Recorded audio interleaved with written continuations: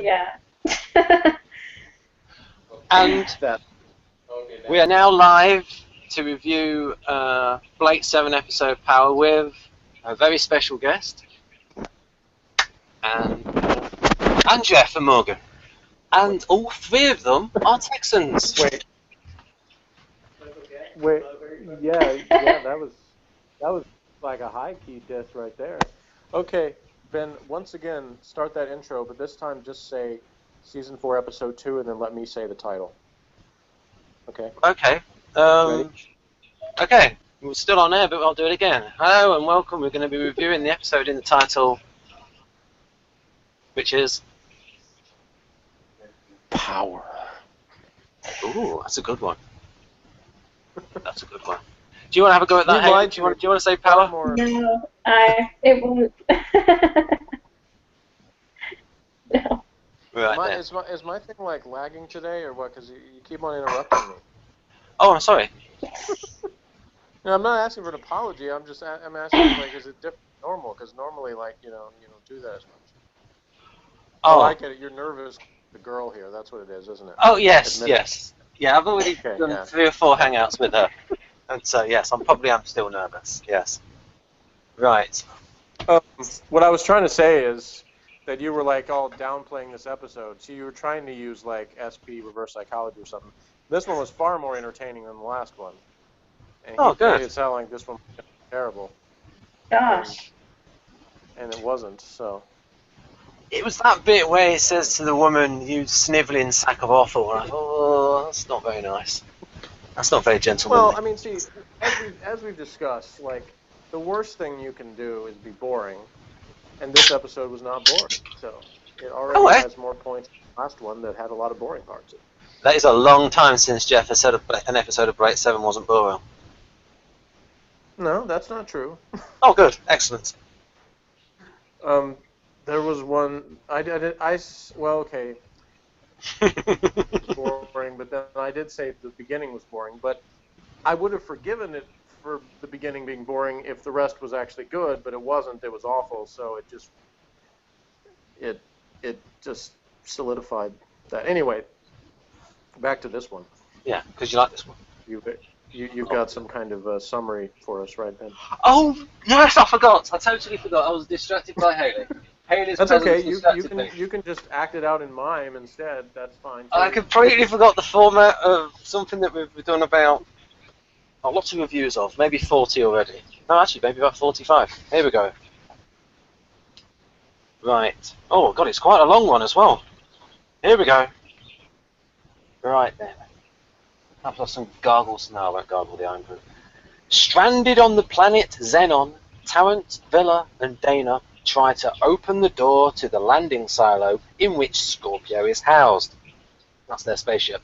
Avon, meanwhile, has gone in search of dynamon crystals, with which to complete Dorian's teleport system, and is captured by the Hommiks, an all-male primitive tribe.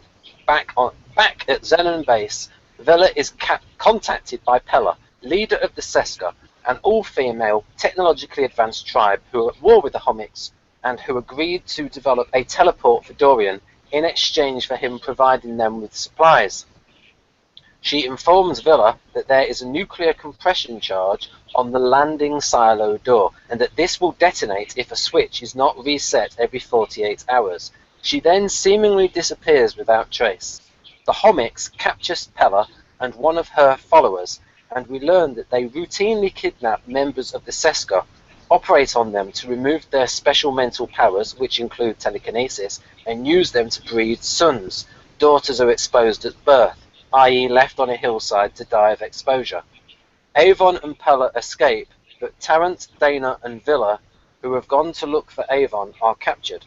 Dana fights the Hommik leader Gunsar and, unknowingly aided by the Seskas, kills him. Gunsar's wife, Nina, a former Seskas, vows to start a new society elsewhere with the remnant of both tribes.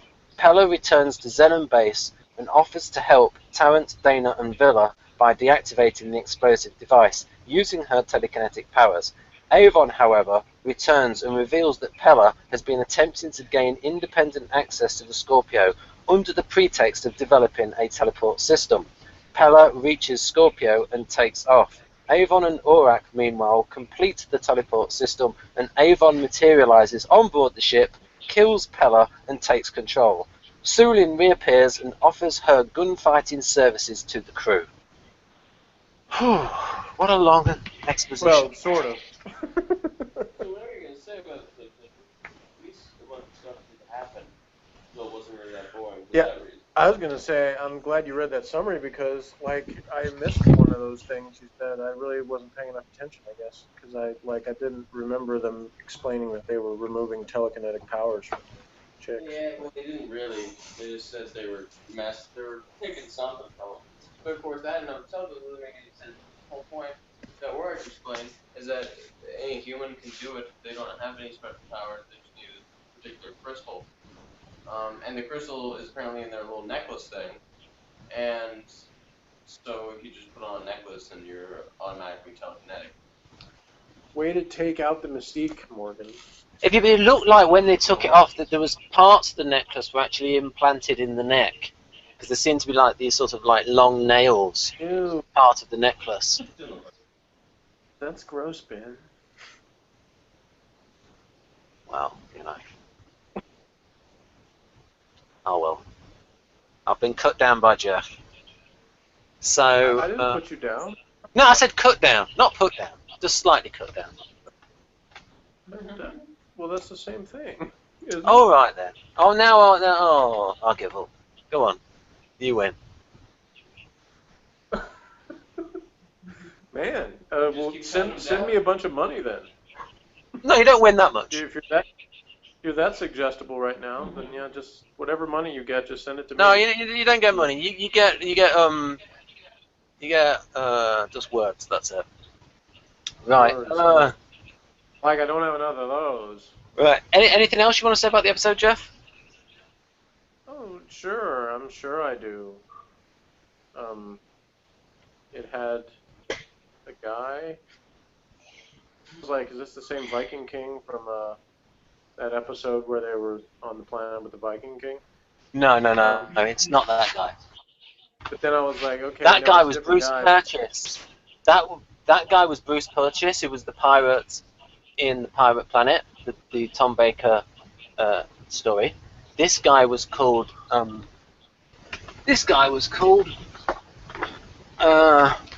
A very It was peculiar like name, Dickens on the Strand or something. Dickin Ashworth. Yeah, that's what I was like. It's Dickens on the Strand or something like that. And I think they said that he was the first character in Blade 7 apparently to have a northern accent. Because everybody else came from the planet Rada. Or that British That's, and you know that as Americans, that's the first thing we notice is northern accents, because we can definitely tell the difference between them. No, because you know them because they're the ones you don't understand. But I did understand him, though. Oh, right. Well, very good. Most of them, anyway. I don't remember. I mean, he might have said a couple of things I didn't quite get, but then so does some of the Planet Rada people you talked about. So. Yeah. I mean, So- they were kind of mumbled at times, and so does Tarrant. Tarrant has that, like, that dude, Pacey, like, he has this way of talking where it's like the end of his sentence is the only important part, so he trails off at the beginning of the sentence. It's like, Aurak says. Well, It's the like- actual I don't the actual actor doesn't sound like that, and then when he did the audios, he sounded completely different from the way he did it, because he had sort of put on this theatrical voice. It was not. He doesn't sound that posh in real life. So what I Alright. did was earlier today, I gave a link. I sent a link to Haley to have a look at the Avon's best insults and jibes. So Haley, what did you think of that when you watched that clip? That's sort of like I like the his clip. jokes. You just, I will state that I found the clip a lot more entertaining than watching. How long was this? About an hour? yeah, I think An so. hour and About something? 50 minutes. Yeah. Yeah, but that was his The best clip insults and of jibes. the sarcastic bit. Yes, that was very endearing. However, as far as this episode is concerned, uh, our friend Jeff here says that this was the most entertaining episode. Is that correct? Not the most This was the entertaining, most but it was entertaining? Or one of the but most? it was more entertaining than the Not last boring. episode. It was, if you haven't seen our previous reviews, you don't know that like I started out watching this show with some trepidation, but I was like, Ben had been basically begging me to watch it for like 3 years or something. So I finally relented on the condition that he watched Homicide: Life on the Street, which is one of my favorite shows of all time. So we started co-reviewing the two shows, and it's fun because we can get each other's first impressions. But after like a little bit of like seven, I started to enjoy quite a bit of it. I thought it was pretty entertaining and had sort of a kind of consistency to it, and some, it was kind of hit or miss. Some episodes were better than others. And then it reached a point where it started going downhill, and it really hasn't recovered since then. It's like they started getting like really aimless, and most of the plots didn't seem to go anywhere, and it seemed more melodramatic and just kind of goofier, and not really, but not in a really entertaining way. Like, I mean, in more of a kind of aggravating way, so it was just sort of, boring and irritating. And every once in a while there would be one that was a little better than that, like the City at the Edge of the World one in the last season.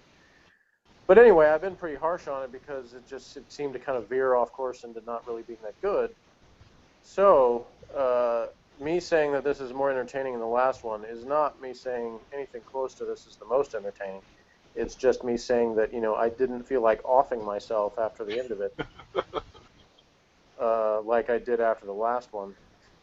I guess two episodes ago, really, it was when I really felt more like that, because I was like, that one, that was like, they not only was, a lot of it boring, but then like they just jerked you around really badly towards the end, and that bothers me. And my son can make fun of me for having my feelings all he wants, but I mean, it hurt my feelings. I was quite offended by the end of that episode. And so they had a lot to do to get back into my good graces. And in the first episode of this season, it was really not that much of an effort. And this one was better in that it was more entertaining. But it's sort of like it's like they're still trying to make me forget, and I haven't forgotten. So yeah. Wow. So I would give this one a 5 out of 10. That would be my score, which I gave the last one a 3 out of 10. So that is an improvement. Yeah. Okay. So for those not paying attention and keeping track of all of my ratings, the highest score that the show has gotten since the second season was a 6. So This is pretty high up there. that was for Jeff. but last season, Jeff, yeah. the City at the Edge of the World one, I gave it a 6 out of 10 because that one was pretty decent. Yeah. But the last one to like really actually impress me was back in the second season. The episode I believe was called Countdown. Yeah. That one is, so far anyway, and I don't expect this to change, the best episode of Blake 7. So yeah, it opened with explosions. It had a credible villain. It had realistic, coherent plot. Everything was timed well, the pacing and everything. Like, I mean, it wasn't perfect. I mean, it still had flaws, but I mean, overall, it was a good example of how to do a pretty good, entertaining TV episode that fit in the narrative of the story. Something that they forgot how to do after that, apparently.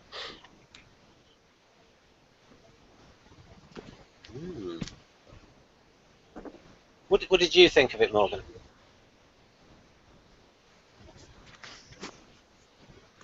Who are you asking? Are you asking me? Morgan. I'm asking Morgan first, and then I'm I'll ask you, Haley. Yeah, power. This most recent episode was a joke. Okay. I found it funny. So it was a good show. But See, there you go. it didn't make any sense. And it was just consistently Because the separation between what I can highly enjoy in things and my father can highly enjoy is usually what can make an episode great pretty much cuts off at hot girls for him. Meanwhile, the fact that repeatedly there were situations that with any bare ounce of tactical anything, someone could have easily done something useful, and repeatedly they failed to do that, and were stupidly outmaneuvered by guys with crossbows when he had a freaking laser gun, and then other people just not having guns, when some girl whose only power is telekinesis, and therefore she only relied on the laser gun that she pulled out because no one else shot her for no reason. It was dumb. Well, don't get me wrong. Dumb. When I mean, I was entertained by it, but the characters are still garbage. I mean, Yeah, I know. I mean, even Avon, who's the best character left among this group, he was definitely hamming it up a bit in this episode. He had a little bit more of his delivery, like this. Yes, than usual. yes. The pulled arrow. Yes, he does do things like that. He was a little Captain Kirky in this episode. Oh, Jeff, he does that super duper in Time Lash, which is his Doctor Who episode. Well, stop spoiling things, Ben. Oh, I Come on. forgot what season that was in. Damn it, sorry. Yeah. I haven't seen that one yet, or if I did, if it was when I was a kid, so I don't remember it. I mean, he made a joke about, my cutoff level at hot girls, but honestly, the Perry era of Doctor Who, I was more focused on her than anything else that was going on. So, but I was 12 years old at the time, so. Yeah, I like Perry too. Still do. Yeah. Perry was the something. I'm too tired to come up with like poetic terms for something coming of age, something, Kevin from the Wonder Years. Sorry. Yeah. So anyway, this episode was dumb, but it was enjoyable. Yeah, what he said. Which is good. Right. It was a dumb, enjoyable episode. That's why I gave it a 5. That's what it got word. Like, it used to actually make sense to some degree. Like, they'd actually have characters have some kind of motivation, and they would have a plot that was actually like cohesive to some extent. And they kind of dropped all that, but they could still make enjoyable episodes, and then they stopped doing that too. So it's good to see that they can still come up with an enjoyable episode. Yeah, like the major difference between this and Doctor Who, the kind of campier Doctor Who, like, is that they would have like some nice low budget monsters, like somebody in like a cardboard suit that was supposed to look like a metal robot or something, and that would in itself would be entertaining. But this is the second episode we've had like basically Vikings in, and even though the first one was better, you throw Vikings into a sci-fi show and it makes it a little bit better. I mean, I'll be honest, I think you can add that to the list of like things that you can put in an episode that are gonna like, help it a little. Like, when you're sitting there struggling with how to fill out the episode, well, let's add Vikings. It might work. Dan and Terry need to be shot. Who? Dan and Terry. Yeah, well, they had that episode where they were like, trying to get it on for the alien's sake to record it. Should have just like stuck them there forever. It was forever been the. That wasn't terrible. just I'm not saying you would have to watch it. I'm just saying. Dana should have just killed Tarrant right there. She's like, nah, bam, I'm good. Stabbed him in the throat. Well, in the aforementioned last episode that we've created where Blake comes in and mutilates Servalan in various ways, he's then turned to the other two to be like you should do the Christopher Walken from the Prophecy move and just go shh with his hands dead. That'd be good. No. Terry needs to go out violently. See, I don't feel that way about him. I'm just like, he could just be jettisoned into space, and I'd be fine with that. That is fine. Not really. Oh, not really. Okay. I thought you meant like, something bloody or something. Doesn't have to go to deep. Yeah. So Like, like, someone needs to just like, so not kick gory, him off just a cliff, yeah. or something amusing like that. See, they had that set up in this episode because the guy was like, the dude went off a cliff.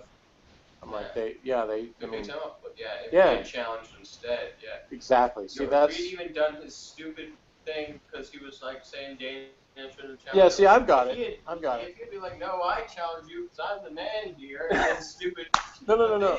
See, yeah, Tarrant gets kicked off a cliff, then Dana challenges him, and then she beats him and becomes Lord and Master, and then she stays on that planet with them. Yeah, there you go. See, we got it all figured out.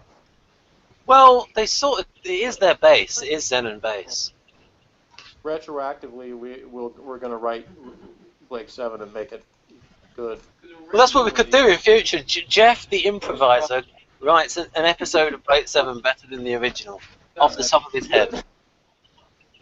He has the most problem with Squirrely at the beginning of the show, but now Squirrely's like the least of your problems in the characters because. Isn't that sad? Isn't that sad that Squirrely became like one of the more tolerable characters on the show? Like at first it was just like he'd spit out one-liners and was basically useless, and now he's like, I mean he still talks too much, but I mean it's like, you're almost like missing him when they're focusing on Tarrant and Yeah, like. Like that guy. Actively detrimental, to your brains that when you're watching him.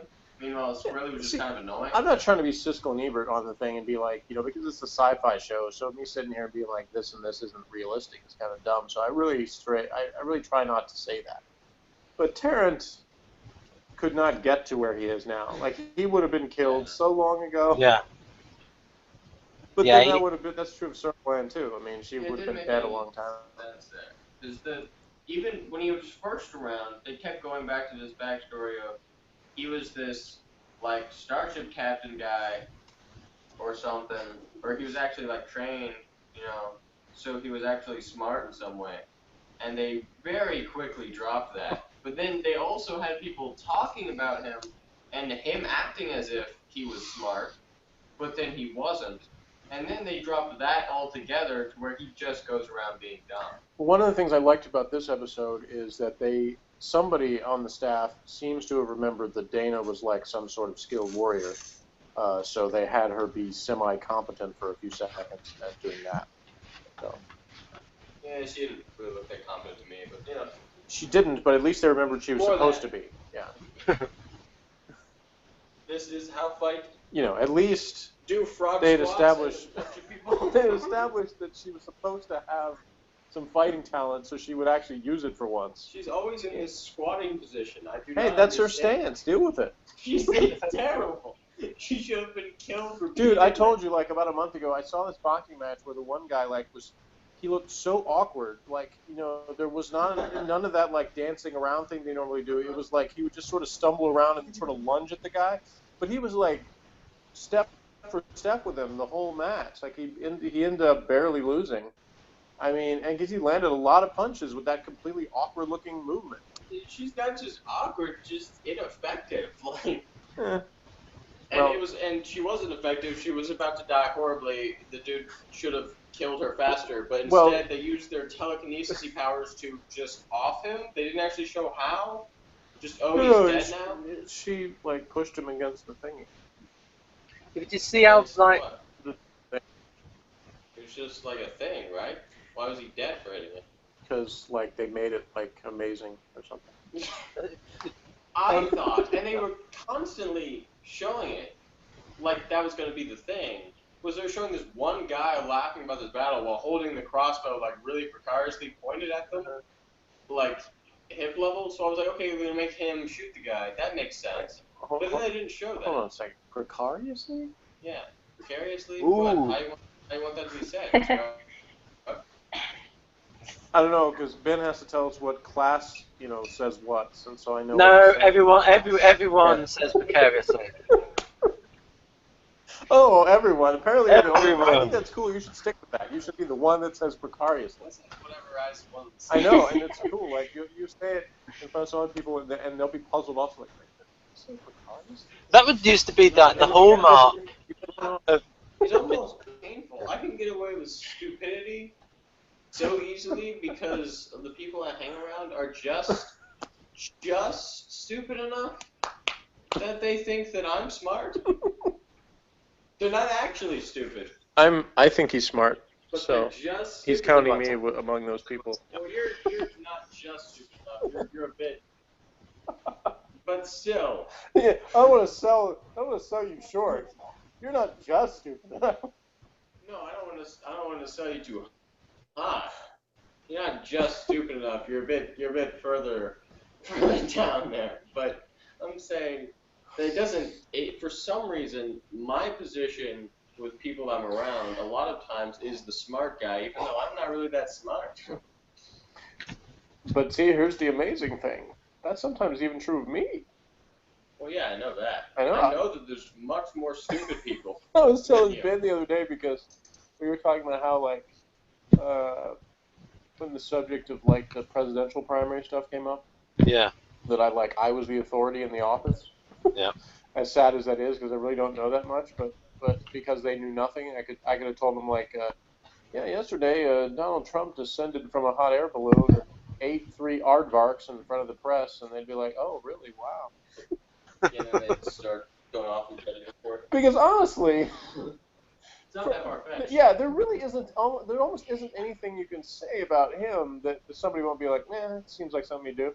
Because for a while there, when I was waking up and I was checking the CNN website, like just about every morning when I woke up for some stupid reason, and I kept thinking I was going to open it up and it was going to be like Trump eats the world or something, And I'm like, oh, okay. Wah, wah, wah. So, Haley, what did you think of the episode? Well, first I have to ask, what we're doing right now, is this something that's recorded and posted somewhere, or is this live for anyone to log in and view Well, us? it's on. It goes on the channel. We don't get, to be honest, we don't get a lot of viewers. We'll get some of because it's an old show. Yeah. Okay, I'm just curious to know who takes the time to look at such reviews. So far, like about 7 or 8 people, but after Ben puts you in the thumbnail, there'll be at least 22 viewers for the next one. Oh, Yeah. goodness. Yep. Okay. Well, I sincerely enjoyed the video you sent me, the clip video. That was entertaining. Yep. I probably could have just been satisfied reading the synopsis. Yeah. Yeah, I mean, so maybe we could talk about that then. So, what did you like about the clip? And I think things you told me, but you've not told, like Jeff, like what you liked about the character in those clips, and the things you were saying that some other things about that. I think you almost. I just really like the sarcasm. Yeah. It was a constant flow, which I saw some in this video that we watched, the hour-long session. So that's what entertained me for the most part. But Because we brought up the subject that, like, he says the sort of things that a lot of INTJs want to say. I think we talked about that. Yeah, I like how he can be so witty. Like when he's being condescending, he can give a really witty, sarcastic comment. And I feel like it only flows naturally from me when I'm pissed off or aggravated about something. But in any other mental state, if I try to give those witty, sarcastic comments, it just doesn't really happen. I have to be pissed off.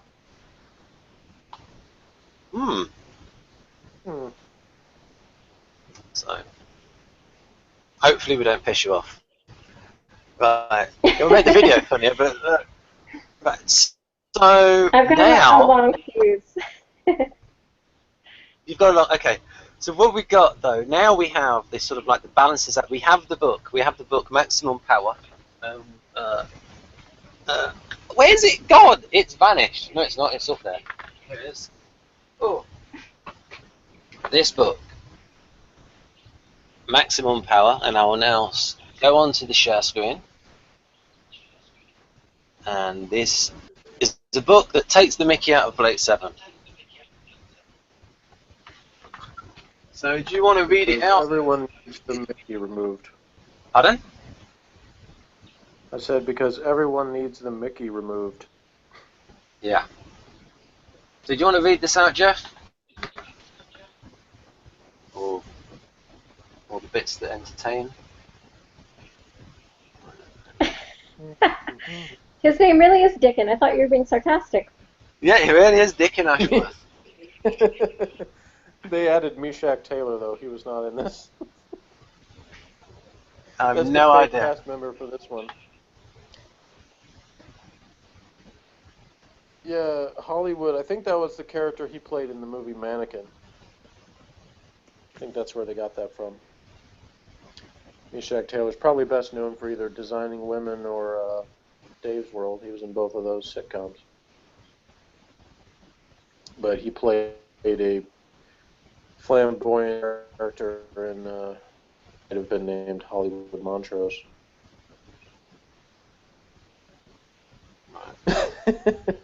Yeah, usually, like, one of my favorite things is that you just described the story thing, and this one they have something's happened to Avon, and Oryx being difficult. That's probably the best. Like, I can't think of a better one that I remember that described the story this time. Watch what you're doing, you sniveling sack of awful. Awful. Battle of the Sexies. Not really.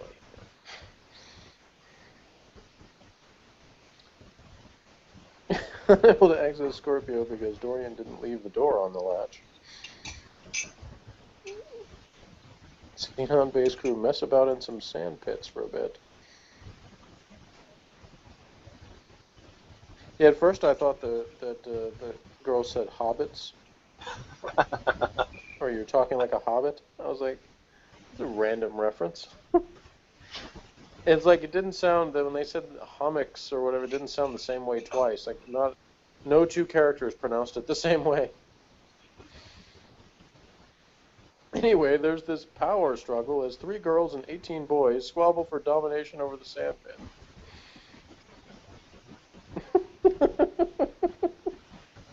I think did you write the rest of that, Ben?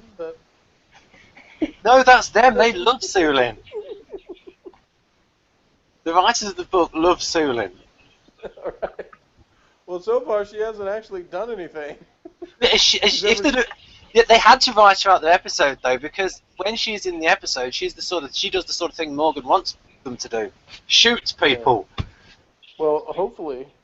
I like their comment about Ben Steed back again against all odds.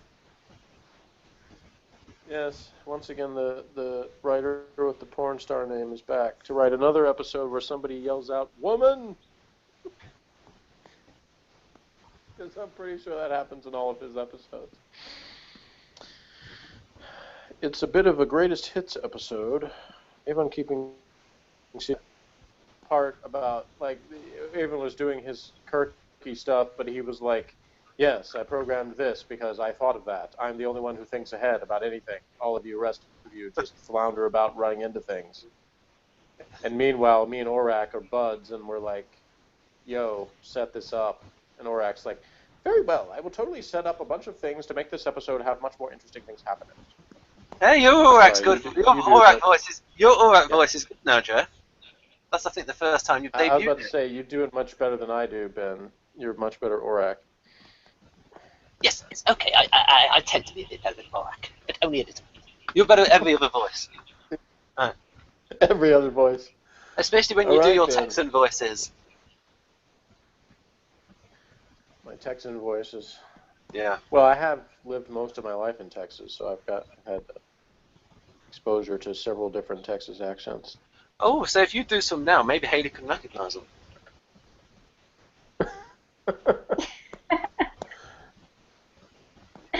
What part of Texas are you from, Haley? The Rio Grande Valley. Oh, okay. Yeah, I'm See, 10 minutes from that's an Mexico. area I've never actually been to. Although I have met people from there many times, but I've never actually been that far south. Farthest south in Texas I've been is Corpus Christi. So, Well, you're not missing yes, much. for anyone out there who doesn't know Texas, Corpus Christi is you get to that point, and then there's still a huge amount of miles before you get to the Mexican border. What I'm saying is Texas is big. Yeah.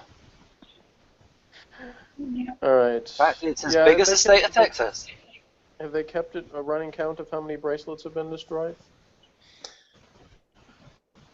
Bill is worried about being locked up in the base with Sulin. I think they have. They think they have a machine for making them. Or I don't know. Yeah, I have I'm to trying ask. to get like what? Go ahead. Go ahead.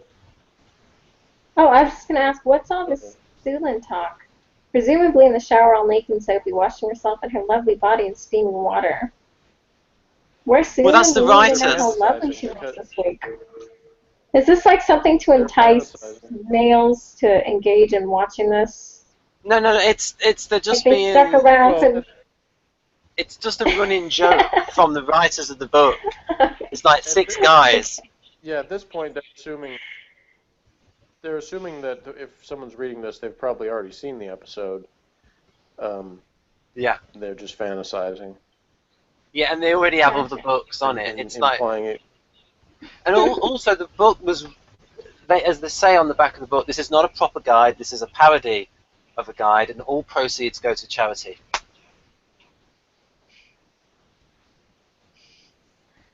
The writer's proceeds. Yeah, see, they have a line in there again about where is Sulin? We need to know how lovely she looks this week. Because last week, in the first episode she was in, it said, Sulin looks lovely this week. Gotcha. So I said to Ben, are they going to say that in every episode she's in? And he said, pretty much, yes. Yeah. In this one, they couldn't because she wasn't in it until the very end. And you're not alone. They don't like Tarrant either. No, they even call it that. Don't like that bastard Tarrant. So... Right then. So have you gone through all of those lines, Jeff? Yeah. Right. Okay. Now on to the next page. Right.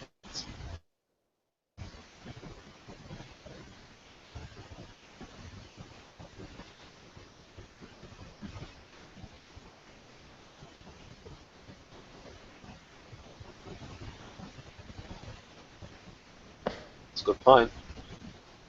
Because that was written by a different writer. That's why. Which was? The first episode. But I don't know what you're... It's that first line. Why didn't Dorian use the locals for his plan last week? What was his plan? I think it was to catch... when he saw those people on Terminal, the crew, knew that they were connected together. He thought he could... Yeah, well, I mean, obviously he thought the Vikings were too stupid to, like, give him the right kind of stuff, but I don't know about why he wouldn't use the telepathic chicks, so I'm not really sure. There are only about 3 of them, though. Yeah, maybe he figured that they were more useful, keeping their life for whatever reason. They actually enforced... They were conning him by the fact that they thought they could develop his matter transmitter, his teleport. And so he kept them alive for that reason, because he wanted a teleport from them. Because he couldn't solve the teleport problem. Right. So, yeah. So that answers that. Next. Oh, you need to go down a bit. Okay. As I put there, because Callie was written out and Sulin is too good of a shot. That's why she doesn't appear in it. Yeah, see, this line Morgan could have contributed. Uh-oh, Dana's challenging someone to a fight. Cue her fists out, squatting on a drawing pen stance. That wasn't quite how he said it, but it was, words to that effect. You don't care about the Seskas or the Hommiks, and frankly, we're starting to lose interest in the main cast. Starting to lose interest. Wow, it took you long enough. I put here, look, Jeff, did you write this? No, because I would have written that in like the second episode of the last season. In fact, I'm pretty sure I said that pretty much in one of those videos after we got a few episodes into that season. I was like, yeah, these guys are not interesting anymore. Yes. Pella's mate in red, though, she's saucy, okay? The sauce box. Ben Steed must have run out of futuristic names when he got to her, and she's just been shot. Dead sauce box. I didn't notice that bit. Dead sauce box. Avon looks visibly aroused, having had a gun pulled on him by Sulin, who, it has to be said, looks particularly lovely this week. Yeah, okay. I've already got that running joke after 2 episodes. In fact, I got it in the first one. And yeah, I probably should have knocked off a point and down to 4 just for the, like, Avon randomly kisses somebody again for no reason. Like, that was just stuck in there because we had to have it for some reason. I think it was written in his contract, I guess, at that point. He had to kiss somebody every episode. Wow, he's no fool. Alright, next page. Alright, let me get in towards... So, Light from Avon's fusion rod is pretty unconvincing. Could have had one of those wars to that one, too. If you know what I mean. yeah. Herculaneum, nuclear compression charge, petroscope, dynamon crystal, ordinary domestic heliofusion rods, Ergotron. Ben Steed's found his calling in life. Yeah, I don't know about that. Alright, there we go. And there's a picture of the gun again. Nice prop. So, that... Oh, thanks. That is about it. I think I'll give it about, ooh, what will I give it? You see, I always like... Ben's got a dilemma now. You see, I always like... He has to give it a higher rating than me, but he doesn't like this episode, so he's struggling. You see, I like the ideas in it. I like the dialogue in Blake 7. I always like that, the witty back and forth. It's a bit overwritten, but I like it. I'll give it a 7. Yes, Blake 7 is officially... You are to Blake 7 what the Doctor Who forum poster Blaine is to Doctor Who, where he never rates any Doctor Who's below 7 out of 10. He can, like, spend his review royally ripping an episode and then be like, rating 7 out of 10. But I can understand that because, you know, if you think, at least for me, you know, in the American school system, back to being in school, a 70 was barely passing grade, so, you know, it really I shouldn't rate things as low as I do, but I guess I'm just getting cynical and harsh in my old age. And so I could ask Hayley, what would you give it out of 10 for dialogue? For dialogue, Yeah. Well, see, this is the only episode I've seen, so I really don't have any other ones to compare it to. Very good. Very good. That's excellent. So that promises you might watch some more there, folks. Very good. Maybe. So Yeah, honestly, like, if you want to get better ones, watch the ones from the first season. They're better than this. Oh yeah, and we can re-review them. Yeah. Right. So you can So watch the episode, then you can watch our review. right then. So we can round up this video, and then we can have a little private chat off air, just the 4 of us. I think it's 4. Yes. Right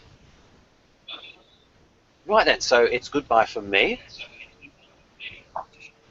Bye bye. Hi. Right. Now I'll stop it.